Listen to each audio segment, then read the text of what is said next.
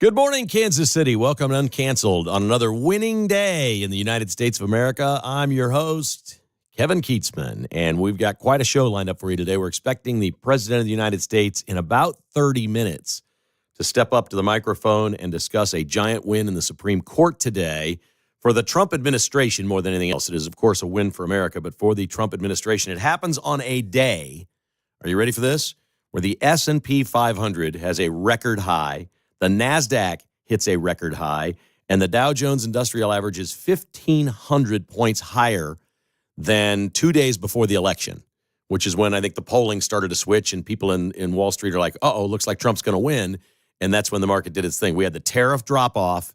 That's all been withered away. The Dow Jones even is up 1,500 points from where it was when Trump was elected. It's winning everywhere. And we got a lot of other big important stories today, and I'm not a lawyer, so I'm not going to get deep into this thing. We'll wait to hear what the president says, but I'll read you the post that he just put on Truth Social. Donald J. Trump, giant win in the United States Supreme Court. Even the birthright citizenship hoax has been indirectly hit hard. It had to do with the babies of slaves the same year, not the scamming of our immigration process. Congratulations to Attorney General Pam Bondi, Solicitor General John Sauer, and the entire Department of Justice. News conference at the White House, 10:30 Kansas City time. So that's Trump. Now, this isn't a ruling on birthright citizenship as much as it's a legal ruling, and they weren't sure that the session was ending here for the Supreme Court. They weren't sure they were going to rule on this, but I think they found this to be so important for a president to either have the authority to implement what they were elected by the will of the people to do, or not have the authority to do that. These are more about presidential powers than anything else. What's been happening with Donald Trump at lower levels across the country is judges have been stopping everything he's been doing. There are 700 of these judges nationwide. That's an easy number to remember. There's about 700 of them. And what the Supreme Court has ruled today is these 700 judges have no authority to give a ruling to stop the president of the United States. That somebody needs to bring forth a case, and a case needs to be ruled upon, and then it can be appealed, and it may work its way up to the Supreme Court. But a judge just can't arbitrarily walk in and, say you can't send Abrego Garcia or whatever, Kilmore, to El Salvador and just make rulings that is not constitutional. So that doesn't seem like a hard thing for the Supreme Court to rule on to me. I think we all watched these judges do things that we were appalled and haven't seen in the past. We know the number of times that Trump has been sued or attempted to stop or had a ruling compared to other presidents, and it's just off the charts. And they've clearly activated the judges in this country, the leftist judges, to try to stop this president, and the Supreme Court has said that's not going to fly. That somebody has to bring a case, there needs to be a trial, and a decision from that case. And if they want to appeal the decision, it could go into effect and work its way up to the appellate court and eventually on its way to the Supreme Court. That's the way it works in this country. And the Supreme Court says judges cannot just arbitrarily rule against the president and stop him from doing the business of the people. The case was brought to the Supreme Court as a birthright citizenship case, as the test case. But there is no actual ruling here on birthright citizenship. That is the one they used to show when Trump gave an order about birthright citizenship. You can't stop him by just having a judge rule some sort of an injunction. So what Trump stated with the birthright citizenship, it is believed now, is in effect. What he's doing, until somebody can legally stop it, it's in effect. That's where it is. So that is a big ruling, and that takes handcuffs off Donald Trump, basically, to implement a lot of the things that he's wanting to do that they're trying to stop him from doing. We will take the news conference live if it starts during Uncanceled. If not, it will be on during the Vince show. He does a good job of putting that on as well. Or Mark will be here for you, at least his initial comments. We'll play at least his initial comments in reaction to this. You better believe Trump is going to thump his chest on a win like this in the Supreme Court, because it's just been one legal battle after another for this guy.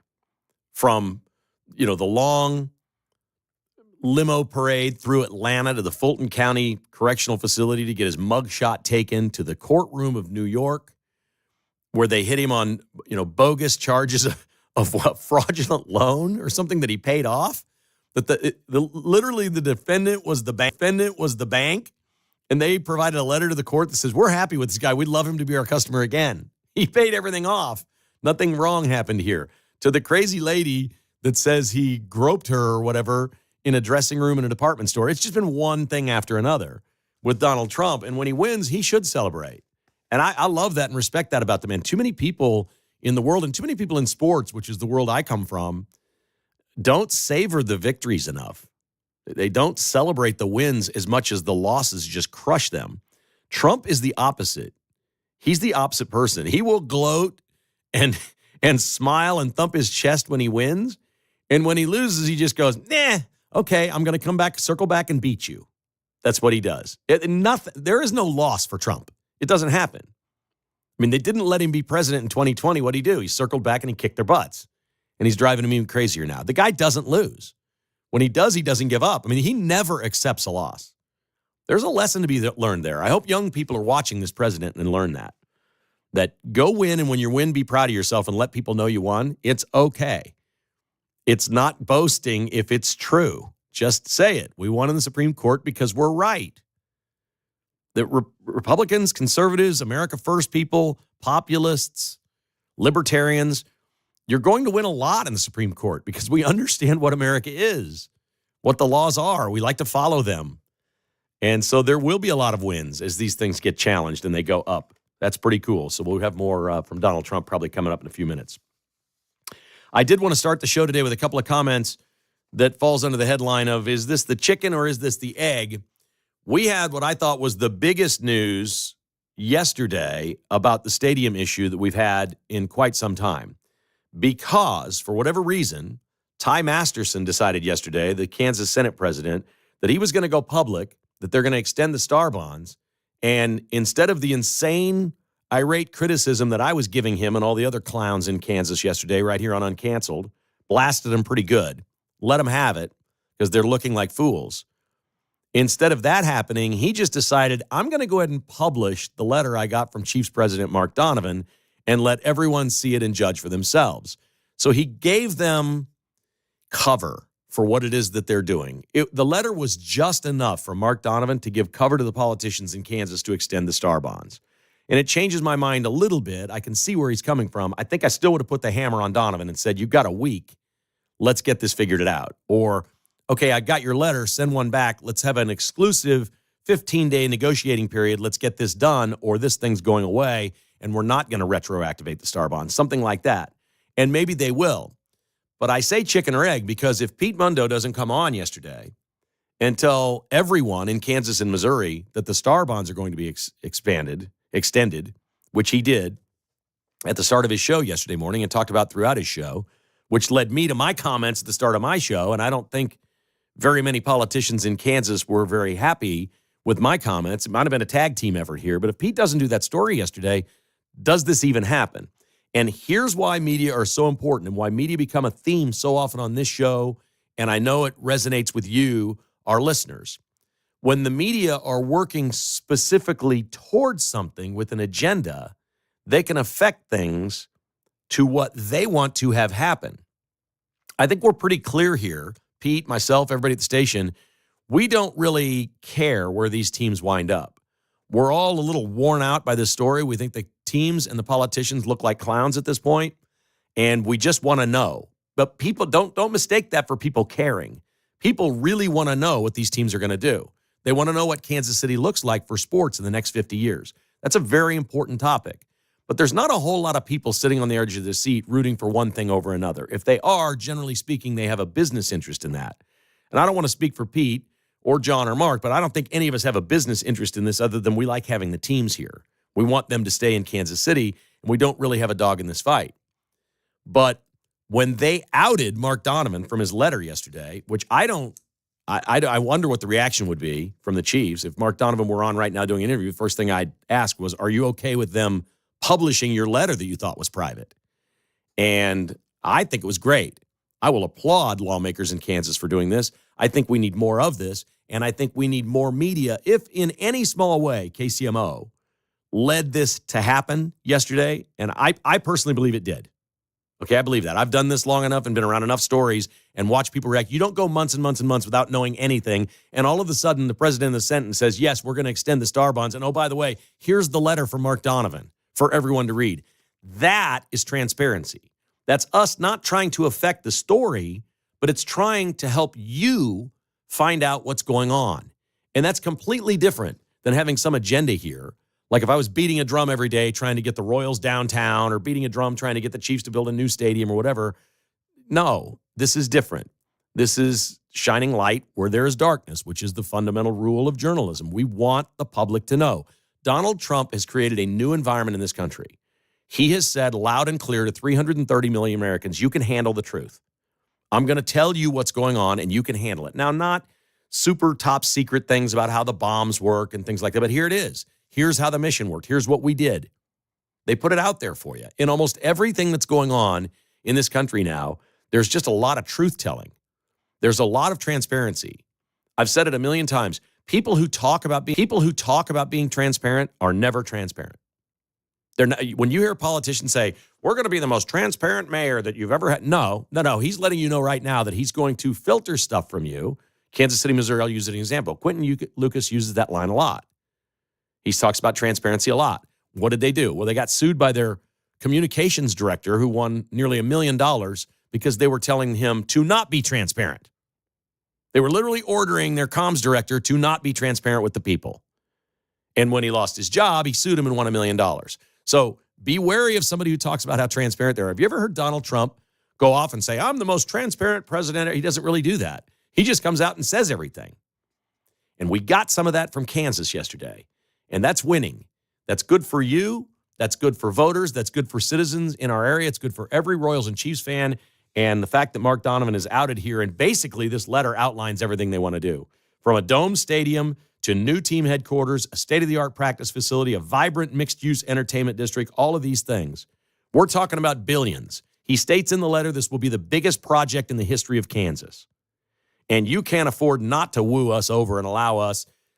This is crossing T's and dotting I's. I know what they're wanting. They're wanting things at the local level. They're wanting some property tax relief in Wyandotte County or things like that. That's what they want in addition to the 70%. And Donovan's saying we're close. And Ty Masterson said in his letter that we have reached the red zone, which is inside the 20-yard line, and we're about to score with the Kansas City Chiefs. It definitely led you to believe that the Chiefs want to go to Kansas, but I'll warn you right now. The Chiefs are ruthless. To me, the letter doesn't guarantee anything. It definitely looks like they want to go to Kansas, and this is what they want to do when you read it. But that's not the game they play. You don't know. They're playing both sides, but now we've got one out in the public. I challenge people in Missouri to start revealing correspondence with the Chiefs and publish that. We would love to contrast it. Missouri, you're on the clock. Put some Mark Donovan letters out there. Let's stop the madness. Let's stop the stupidity here. Let's let the people see what the hell's going on. Let's let everybody see what the teams are up to, and we'll all be better for it. 913-408-7957. That's 408-7957. Uncanceled continues on KCMO Talk Radio.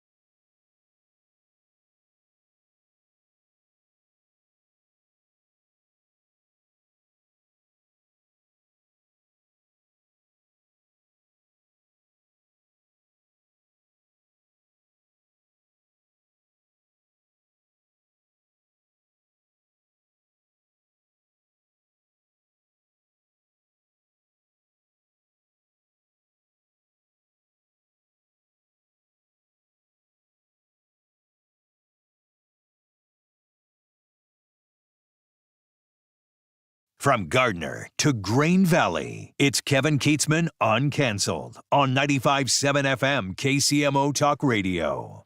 Hey, thanks for giving us a listen today. We really appreciate it. If you'd like to join the show, you're always welcome at 913-408-7957. We go to the phones, and Wes in Gladstone is up first today. Wes, I was in Gladstone yesterday. How are you, sir?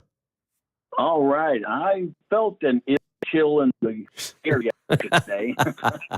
I was in the city of Oakview, which is not. Oh, you were at the fireworks stand. That's exactly where I was. We were giving away T-shirts at the Pyro City up there, which is the owners are really savvy. They figured out about a year ago that if they built that place, it's in Oakview, not Gladstone, where you can't have a fireworks store. And there's just this little pocket in the middle of Gladstone where you can do it. And they're loving life up there, man. American capitalism. Yes. You got to love it, man. Yeah, for sure. Yes. So how were the Democrats going to stop Trump? The district judges. Well, now that's being slapped down. Now I believe they've got this Senate parliamentarian trying to do their dirty work for them. And I wish John Thune would stand up and fire her or override her or something, because it's no different than what these judges were trying to do. As far as the Chiefs and the Royals go, tell me what you think about this idea. They both go to the Legends, and they both jointly develop this vibrant multi-use entertainment district between the two stadiums. I would say that is the least likely thing to happen because they don't like being with each other the way it is. Well, but I mean, the stadiums would be apart from each other. It would save them each a few bucks. I understand your vision. They see each other. They see each other as competitors. Okay, this would be like Home Depot and Lowe's opening next door to each other. That's how they view each other.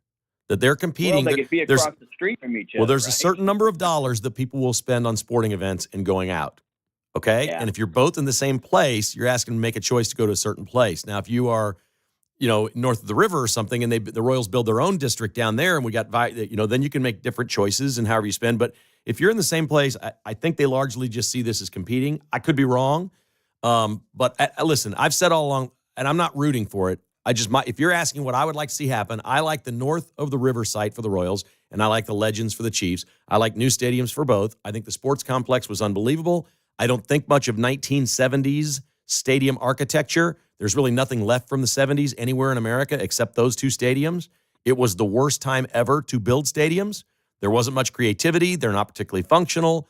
They wasted money by building two stadiums instead of one, I guess, because at the time that's what everybody else was building. But I just would love to have new ballparks for both. That's just me. I just prefer new over renovating something that's just kind of antiquated. Well, they can come north of the river if you pay the taxes. Okay. Well, I think the people who go spend money would pay the taxes, right? It would be a sales tax. Always good to listen to you guys, All man. right. You keep rocking. Thank you, buddy. I appreciate that. If they do it, it would be a sales tax. I don't think anybody's talked about anything other than a sales tax. The question would be, is it county-wide in Clay County, or would it just be in the area there? Would it be an additional tax in the area where the Royals would be or where the Chiefs would be? So, these are the things to debate over these issues.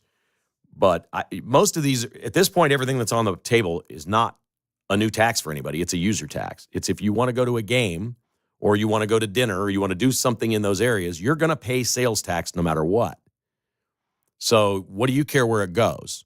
If it is in Kansas, the sales tax that you're going to be paying regardless either goes to Topeka, or the people in Topeka have decided we don't need this new sales tax yet. We'll pay off the stadium with that first, then we'll collect the sales tax and keep it.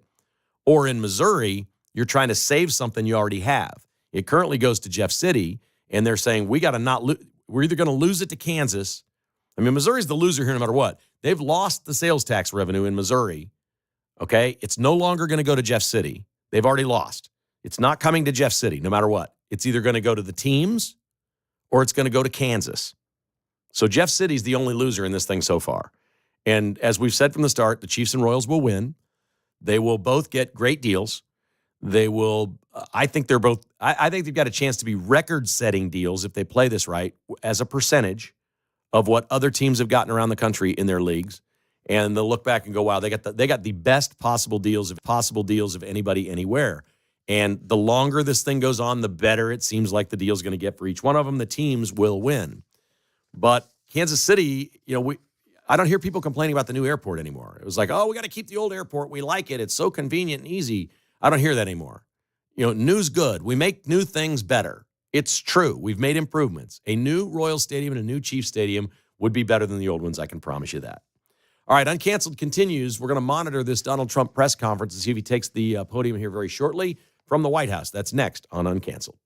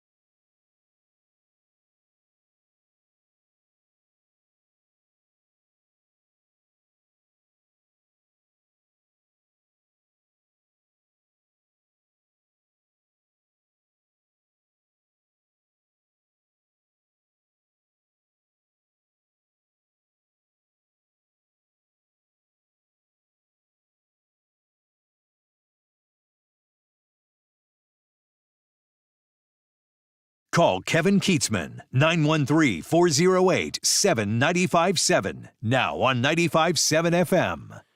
Big win for President Trump today. The Supreme Court delivered a major victory in President Trump's quest to block lower courts from issuing universal injunctions that had been used against him on executive orders and actions. It was ruled 6-3 by the Supreme Court. I just don't know. I hate the fact, we get so mad at people that are judges or people that are appointed by conservatives and say, well, they're not dyed in the wool always for what the person on the right wants to do. Boy, the Democrats stick together. I mean, these three women on this court, unbelievable. Why would this, if you're a Supreme Court justice, you've made it all the way there, what on earth do you think in the Constitution says that a lower court judge has the right to rule an injunction to stop the president of the United States? There's 700 of these judges. So you think that when we wrote our Constitution and put this system together, that it was laid out for 700 judges in faraway places at any whim that they want, with no case brought before them, to just order an injunction in their courtroom and stop the president of the United States from doing his job? How can you even call yourself a Supreme Court justice if you can't be more honest than that? This was the one where they should have stepped up and it should have been 9-0 because they knew they were going to lose. The justices on the court that are liberal were going to lose. This would have been a really good time to show people, look, we can be unbiased. There isn't. The funny thing is, if you ask any one of those 9 judges on the Supreme Court, should you individually be allowed at any point to just step forward and have an injunction and stop the president from doing something, they'd all say, hell no, I don't have the right to do that. Oh, you're on the Supreme Court and you don't have the right to do that. There's not a single one of them that would say they have the right to do that. But we're going to let 700 clowns around the country have the right to do this? It's just unbelievable. We're monitoring the White House. Trump's never really on time for the start of these things. If it starts, we will get you there and hear his comments. It's a big deal. It's also a big deal when I hear area politicians say something so outrageous they have to be called out on it. And I present to you on this Friday Representative Emmanuel Cleaver from the great state of Missouri on a podcast or an interview with KCUR about the big, beautiful bill. He hates the big, beautiful bill because on the left, they're trying to paint Trump as an ogre that is ending Medicaid. He's taking away Medicaid. There's not going to be any Medicaid. And that's not true. What they're doing is they're cutting waste and fraud. And they're saying if you're under the age of 64 and you're healthy, you need to work. And here's how much you have to work. This is all you have to do. You got to work 20 hours a week. That's it. We're just telling you got to go work 20 hours a week if you're healthy. That's the entire thing. It's going to affect 8 to 16 million people, they say, that maybe lose free Medicaid coverage. These are people that can work. These are people that can work and choose not to and just suck stuff off the government dime. Well, you may famously remember Bill Clinton changed the name of welfare to workfare. He said, you got to get a job. He says, you got to go work for a living. We can't just support everybody. It can't just be socialist. Well, that's what this is. You're eliminating waste and fraud from Medicaid that can save hundreds of billions of dollars a year if this is implemented from the big, beautiful bill. So what does Emmanuel Cleaver do? It's not enough because they can't win the merits of the argument. If you sat down with Emmanuel Cleaver, and he should know a lot more about this bill than I do, but I can explain to him that it's a 20-hour requirement. It also is the SNAP things, the food stamps. If you're able-bodied, sorry, you're not getting these gifts anymore. They're pulling them from you. So Emmanuel Cleaver looks at this and says it's deadly what Trump is doing. And he was asked, what do you mean it was deadly? And where do you get this number? This is an unbelievable number. Emmanuel Cleaver says 51,000 people, we believe, will die from these cuts. What? Is anybody going to hold him accountable for that outrageous statement? I'm pretty sure the war in Iran, the bombing, the Supreme Court ruling, the riots in L.A., I'm pretty sure every news story in America would come to a stop if it were true this bill passes, 51,000 people are going to die. I would love to hear this guy, Musty Moo Moo, explain to me how 51,000 people are going to die if this bill passes. And since it's likely to pass at some point in the next few weeks, we hope, I want him to keep track of them. I think we should hold him accountable. Please chronicle for us every American citizen that dies because this passed. I want to see that. I want to see who falls under that category, because last I checked, hospitals can't turn you away. Emergency rooms can't turn you away. Everywhere illegals go, they get health care. And they're on this thing, and we want to pull the plug on that too, the illegals. 50, I mean, seriously, how can you take Emmanuel Cleaver seriously on any issue or topic when he speaks if he literally says that he's being told, they've done a study, they've very quickly done a study here. It's not 50,000, it's not 55,000, it's not 75,000, it's 51,000 people will die. 51,000. I'm like, how do you know it's not 51,312 people are going to die? 51,000 people are going to die if the big, beautiful bill passes. Now, I've heard the Democrats say outrageous things before, but Emmanuel Cleaver, that absolutely, positively takes the cake. It has been a big week on the Supreme Court, as earlier in the week, they ruled in favor of South Carolina. South Carolina wants to block Medicaid funding. How Medicaid works is it's federal money. It goes to the states, and then they issue it out in their state. And South Carolina says, we're no longer going to issue any Medicaid money to Planned Parenthood. We're tired of giving them money. We're not going to do that. And the Supreme Court ruled that South Carolina, as a state, absolutely has that right. Here's the crazy part. You know what this is about? It's about abortion. They don't want to give money to Planned Parenthood because it's an abortion center. That's what Planned Parenthood is. That's their main function. Most people who think of Planned Parenthood, they think, oh, I can go there and get an abortion. So they don't want to fund it in South Carolina. And the Supreme Court said, you don't have to fund it. Here's the little bit you didn't know. Did you know there's a federal law on the books? And it didn't really apply to this case because there were, Planned Parenthood's defending itself saying, well, we receive these funds, but it doesn't go to abortions. It goes to counseling and, these other programs, whatever. There's a federal law that prohibits any Medicaid money ever being paid for an abortion. It is against the law at the federal level. So, again, these court cases look like layups to me for the Supreme Court. We've got some common sense taking place and things coming back in this country that we didn't anticipate. That seems easy. I think the state has the right to say which organizations receive funding from the Medicaid that they get from the federal government. South Carolina said, Planned Parenthood, you're done. What's going to happen in all these states to Planned Parenthood? Are they just going to fold shop? Is some billionaire going to come in and keep funding them? What's going to happen to Planned Parenthood? Because they're really in the crosshairs. You think NPR and PBS and Voice of America are in the crosshairs of being cut with federal funding? Look at Planned Parenthood. There's just no reason for our federal government to be giving any money to Planned Parenthood. None. Or to public radio or public broadcasting, public television or Voice of America. There's just never been a reason for any of this stuff. They've just taken our money, continued to raise our taxes, and spend it on things that we don't want, that we don't care about. Public television and radio sell advertising, just like Uncanceled on KCMO Talk Radio. Then they have radio and telethons where they beg you for money and you get a tax write-off if you donate. Wish we could do that here. Can we start Mark and Pete's Kids College Funds with a radiothon? It's tax deductible. Send us $100. You get a tax break on this to send it in and send Mark and Pete's kids to college. Can we do that? Let's do it. Let's go. Right. They don't allow us to do that. But public radio can. So they get money from the government. They get money from advertisers. And they get money, tax deductible money, from people just donating, thinking that they're a charity doing the Lord's work somehow. It's absolutely remarkable, the things that we see with our federal government. God bless the Democrats that they got so many of these things so far. They're remarkable that they've been able to do that. All right, let's go back to the phones. We got Doc in Greenwood. I saw and met a lady from Greenwood yesterday. She drove all the way up into the Gladstone area to see us at our T-shirt drop. Doc, how are you today? Love all the folks in Greenwood. Yes, sir. I'm doing well. Hey, I know you've been in the sports arena here in Kansas City for a long time. Couple of questions. Number one, why?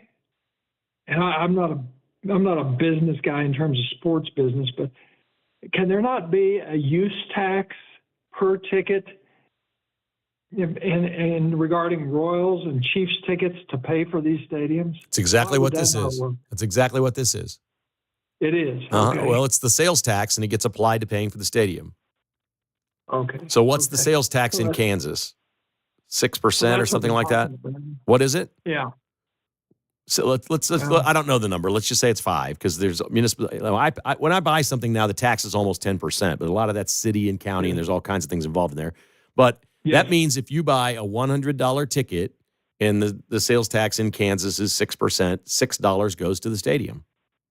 Okay. Okay. Yeah. I guess I didn't understand that. What the teams have never liked is a user tax on the ticket price. They hate the added fees. They think it annoys customers. But everybody's used to a sales tax. So that's why this is such an easy deal. It doesn't require a vote. And if you don't go to a game or buy a beer or visit any of the area around there, you're never going to pay any of it, ever. Okay. Yeah. Yeah. Okay. Well, I just what's your opinion about? I mean, is this season for the Royals is looking kind of dismal? It's bad. Do you think that's going to hurt them going forward? I don't think Pushing the for this? Royals are going to even try to put anything on a ballot and vote for it because I don't think they're going to be able to pass a vote anywhere. They've got an offer in Okay. Kansas for 70% of a new stadium. No major league team has had that.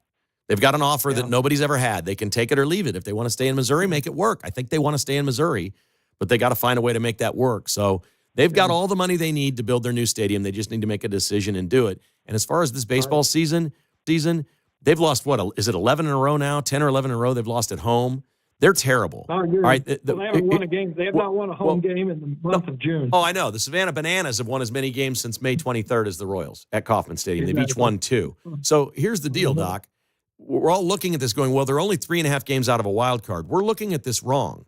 There's only 3 teams in the American League with a worse record than the Royals. That's the way to look at it. You can't look at it like, oh, we could pass these other 7 teams and make a wild card. No, there's only 3 teams that stink worse. The Royals can't hit. The Dodgers are in town. The best team in baseball is here this weekend. I mean, odds are if the Royals have a good weekend, they'll win one of the 3. Shohei Ohtani's pitching tomorrow. I just don't like any of this. No, it's time for the Royals to trade off whatever tradable parts they have of veteran players and build a better team for the future. They've overdone it with the pitching. The Royals went out and got great pitching, and I thank you for your call. You're an excellent caller. I'll talk sports with you all day. They did an excellent job of going out and getting a lot of pitching, but they've done nothing to get any hitting, and it's really bit them in the butt. Uncanceled continues. We're monitoring the White House for Donald Trump to step to the podium on a big win at the Supreme Court today. You're listening to KCMO Talk Radio on a day that, once again, we are brought to you by bestofferkc.com, helping you leave the hassle behind. One of the great benefits of working with Best Offer versus another one of the companies that does this, in addition to the fact this really is a local company and the others are franchised locally by normally like a husband and wife or something of a company that maybe isn't even American. Some of them are international companies. In addition to being the local company, the other thing is the option to get cash before you close.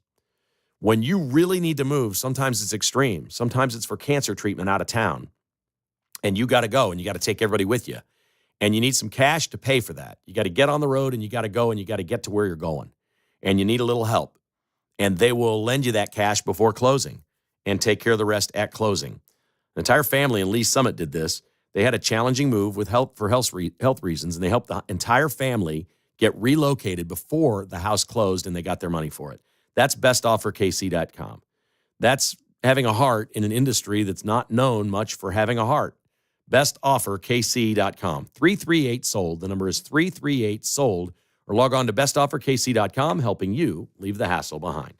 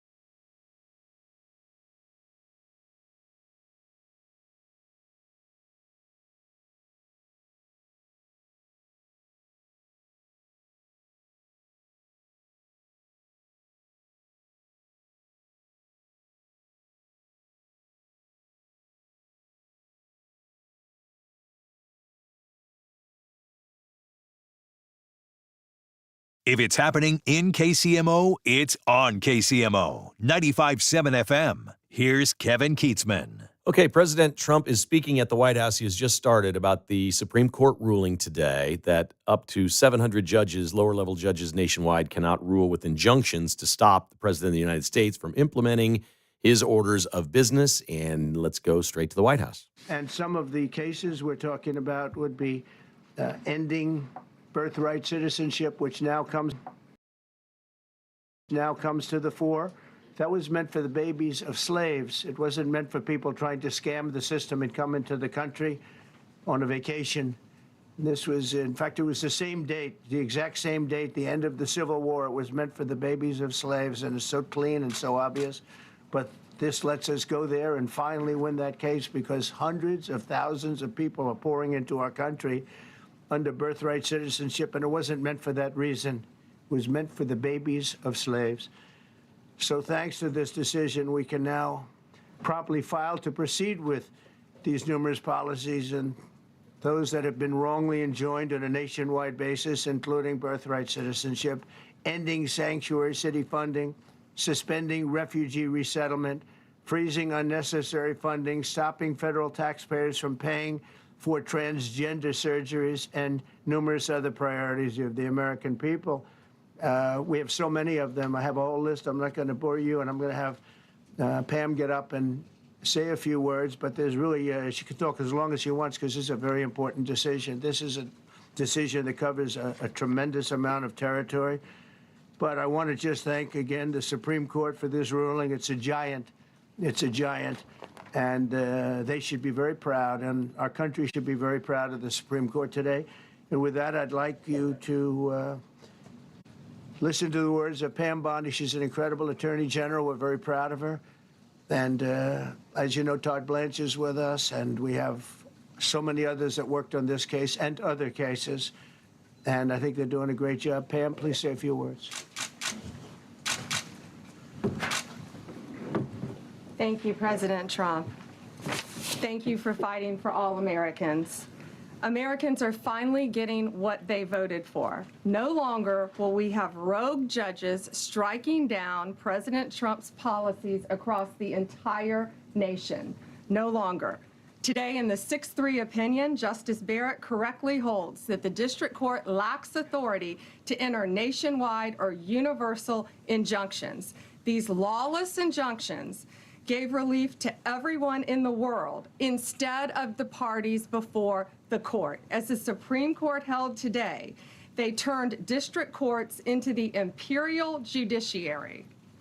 Active liberal judges have used these injunctions to block virtually all of President Trump's policies.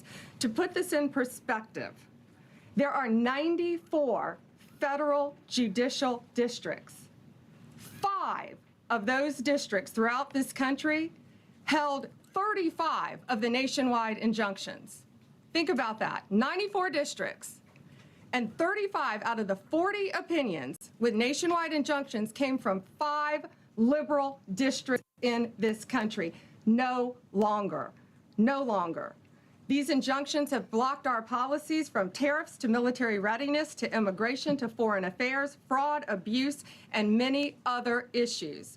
The judges have tried to seize the executive branch's power, and they cannot do that. No longer.